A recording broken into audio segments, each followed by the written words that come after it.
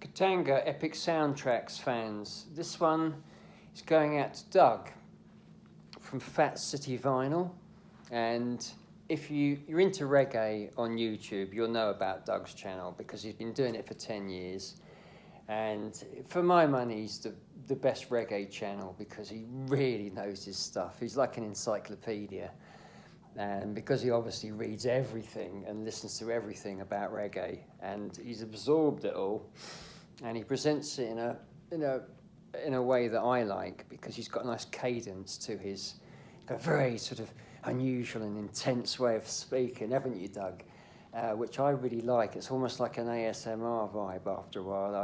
I'm hypnotized by it, you know. So I really like to watch his channel because I learn so much from it. He's out in Canada. I can't remember where in Canada he is, but he doesn't have access, obviously, to the kind of reggae that we have in England. You know, we are spoilt for it in England, particularly in places like London and Birmingham, Liverpool, places where there's a large West Indian community. So I'd just like to show a few things. Doug's one of the few guys that knows where reggae comes from. If you read these books and you talk to reggae enthusiasts, they think it comes from Africa. And I had a big argument with a woman who used to go and hang out with Bob Marley and wrote all these books, Jewish lady, I can't remember her name now. You know her, Doug. She's written all these books on reggae. But because she hasn't grown up with Jamaicans like I have, and she's never lived in a place like London, she just doesn't know anything about the culture, you know. And I had a huge argument with her. Like I told her how much Jamaicans hate Africans and how much Africans hate Jamaicans and all that. She wasn't having any of it. I explained to her where it all came from Fats Domino and Shirley and Lee and all the rhythm and blues, where ska comes from. Again, she wasn't having it. They've got this Marcus Garvey idea of reggae that's it's just not true, and it's revisionist, you know. So anyway, Doug's one of the few guys that actually knows where it comes from. So I thought you might like to see these, Doug. This is an old 50s sound system record that I got from Duke Vin. And Duke Vin was the first Jamaican DJ in England. He came over in 1955. He used to call himself the Tickler, and he used to do a sound system with a guy called Count Suckle. And they were very, very influential on the whole Jamaican scene in London. And this is a record I got from him after much badgering over a couple of years. I kept badgering him for this, and in the end I had to swap him a load of really nice R&B 45s for it. But I wanted it because this was off the sound system that he used to play in the 50s. And this is My Boy Lollipop by Barbie Gay. It's the one that Millie covered in 1964 that was the big hit around the world. You'll know it, Doug, but I don't know if you've actually seen an original sound system one. And that's from 1956, and that's a white girl, 14-year-old white girl singing what is the ska as we know it, ladies and gentlemen. They're in with Leroy Kirkland's band, the band that played on all those great Screaming Jay Hawkins records, for example, on OK. And so I just thought you'd like to see that, Doug. And these are just a few that were really big Jamaican sound system hits in the 50s that were all basically the blueprint for ska, as it were. This one, The Monkey, Dave Bartholomew. Some call this the first rap record. That was a big thing on the scene. As far as instrumentals go, this was probably the biggest instrumental, which is Dumplings by Doc Bagby. And that he did a couple of versions, if not 3 versions of that. See if I've got the other one here. But in all those sound systems, they all used to play that one. Here we go. Here's the other killer version, but it's by Ernie Freeman. It's Dumplings by Ernie Freeman. He was really big, again, out in Jamaica. And that's one of the ones they used to love. Now, I'd just like to show you a few duos which were enormously popular in Jamaica in the 50s. And some of these, as you know, Doug, were covered by particularly Derek Morgan, when he did Derek Morgan and Patsy, and then he did it with another girl, and maybe another girl. I think he did 3 altogether of him in duos. But they used to do basically the Shirley and Lee and Gene and Eunice records. And here's one that definitely Derek Morgan did cover, and this is Hey Boy, Hey Girl, and this is the original Oscar McLolly one. And this was covered in the States by Louis Prima with his wife, Keely Smith. That was the big hit. And I'll just save that one for last. Bobby and Donald. These are the classic duet ones that were really popular. Rosalie and Donnell.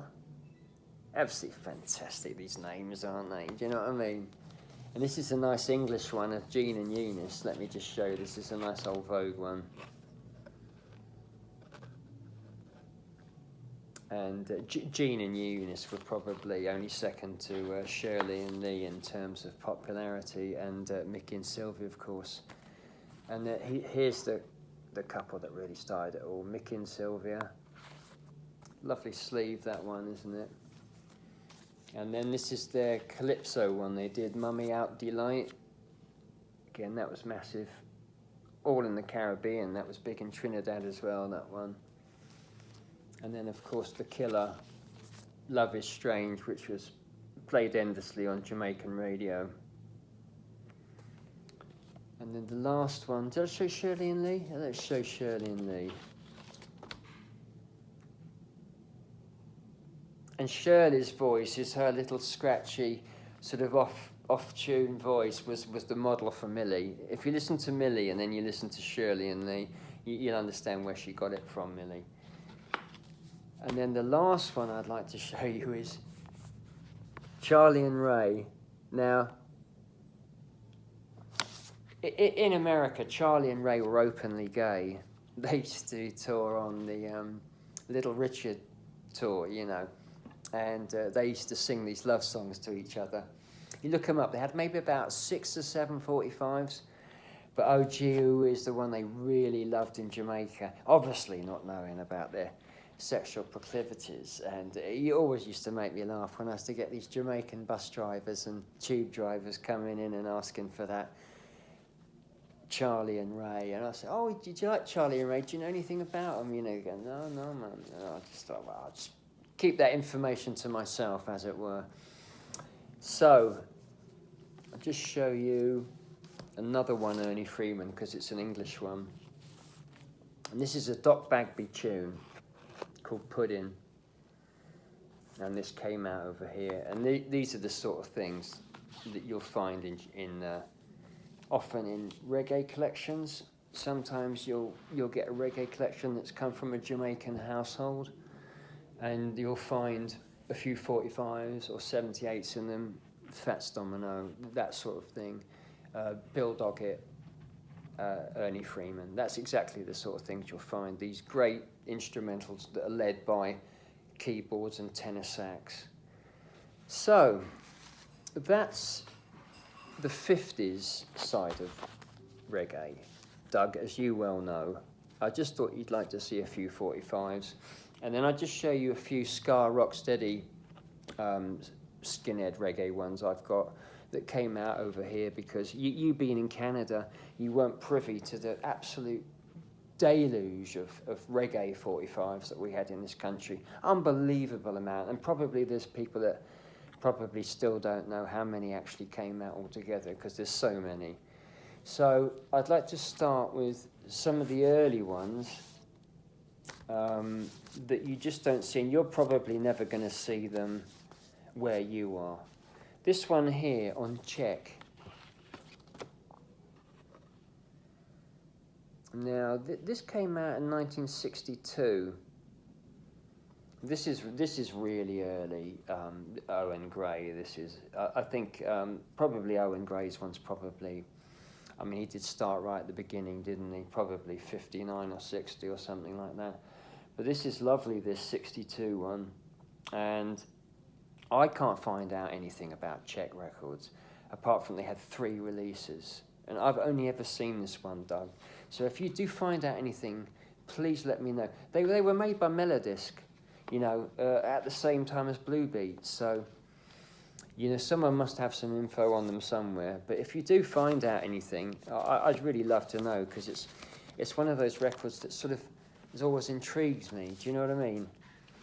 And here's another early one from Owen Gray. And again, these are really the pre-explosion of ska in 63, 64. This is another 62 one. And this is Mash It on the Starlight label. And this is an extraordinary label, Starlight. There's even a rare rockabilly tune on this label. Again, it's part of the Melodisc family of labels, as I remember. Mr. Gopthal, wasn't he, the chap? I can't remember. I don't know how you pronounce his name, but anyway, I thought you'd like to see that early one. And here's a couple of really collectible skinhead reggae ones that you won't get in Canada, Doug. And these are by King Horror. And I pulled them out because they're quite unusual labels. Even over here, they're not ones that turn up a lot. And that's Dracula, Prince of Darkness on Joe. Which is, I can love that label. It's quite unusual, isn't it? And then the other one is Grape. Again, was Grape part of Palmer? I think it might have been one of Mr. Palmer's labels, this one. But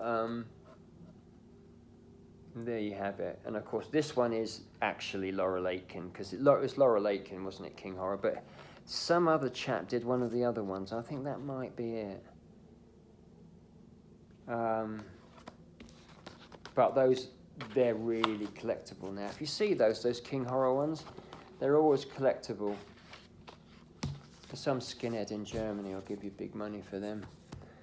Right, a blank, pre-release. Again, you won't get these over there, Doug. This is a Dr. Bird one for Laurel Aitken. It's nothing exciting to look at, but you can see how they write on the label, and then you can see down there it says 15 bob. Can you see down there? 15 shillings, which is a lot of money then to pay for an old record. Do you know what I mean? And that's another one. This is the Ethiopians. This is a Jamaican one, and it came out in England on Dr. Bird.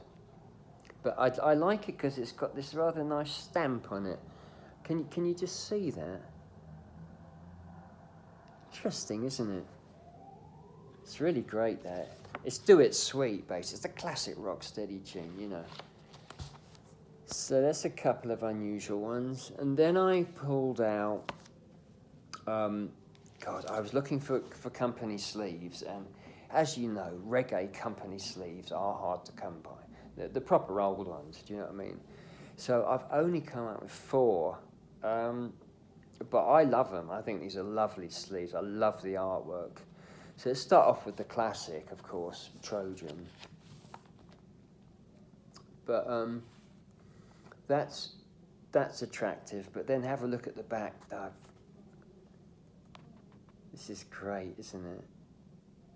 I think that's David Isaacs, isn't it? Place in the Sun. Yeah, Lee Perry production. Isn't that lovely, though? Really like that one. And then this is, of course, the classic, the absolutely... I'll use the word iconic in the wrong way, because apparently you're only meant to use the word iconic when it refers to icons, as in the orthodox icons in the church. I think that's just a bit of pedantry that we shan't bother with, but I'm going to use it anyway, and I would say this is an absolutely iconic sleeve. They're just wonderful Trojan sleeve. I've just, you know, if there's a sleeve from my childhood, this is one that used to be, unfortunately, not lovingly kept like I do, but probably on the floor somewhere in some skinhead's pad, you know. But tremendous, and that's the Pioneers, isn't it? Yeah. And then this is what the Palmer ones look like.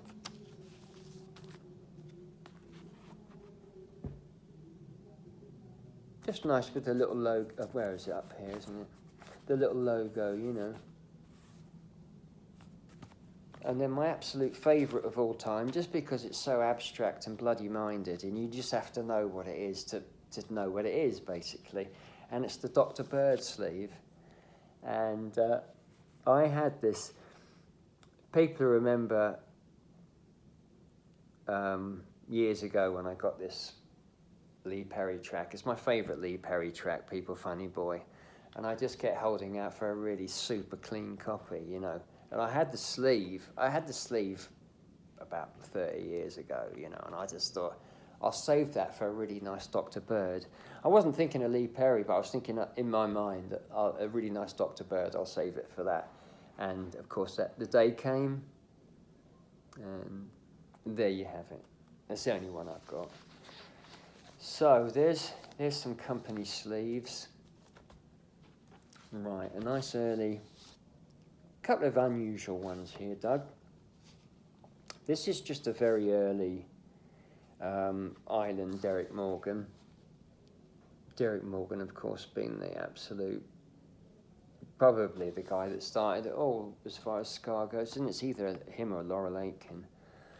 And then this one on Planetone. Now, this is very unusual. This is a guy called Sonny Roberts, and he had a shop later on called Orbitone. He started in 1970 in Harlesden. But back in the 60s, he had the first, as far as I know, Jamaican-owned recording studio and label. And it was called Planetone. And they do not turn up. And this is just an Emmy disc of one, which has got to be pretty obscure in itself. But that's the track, Doug.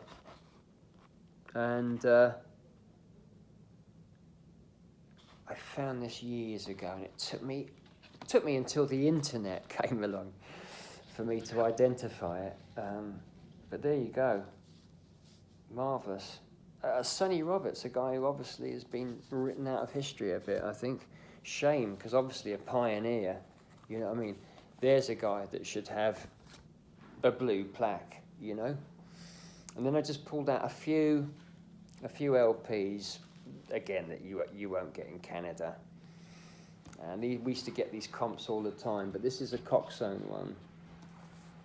And these Coxsone ones are very nice. They're like that, you know. And you know what my records are like. They're in ultra. You know, they're really nice and clean. That's a really good one. Here's Loch Ness Monster I was talking about earlier, the King Horror ones. This is probably one of the worst covers for a reggae album, isn't it? If you have a look on the back, you'll see it's all just Killer Skinhead stuff. And then this is my favourite ska. This is my favourite ska compilation. I don't know how many times this has been reissued, this album. But this is the... Let me just get it. Whirl. What's on?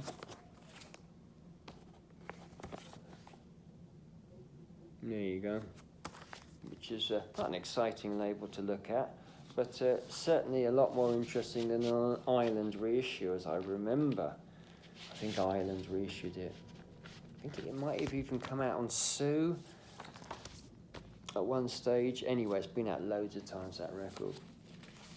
This is probably one of my favourite, well, it is one of my favourites, rocksteady groups. It's the Heptones. And this is a nice studio one.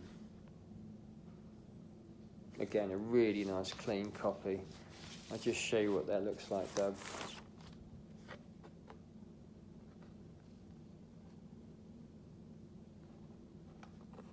Really nice, isn't it? If I do it like that, you can see the true colour of it. Can you see that red? It's a really nice red and white on there. I would describe that as El Minto, that vinyl. This, because I just love it so much, it's like one of the first ones I ever got, and Crab label to me was just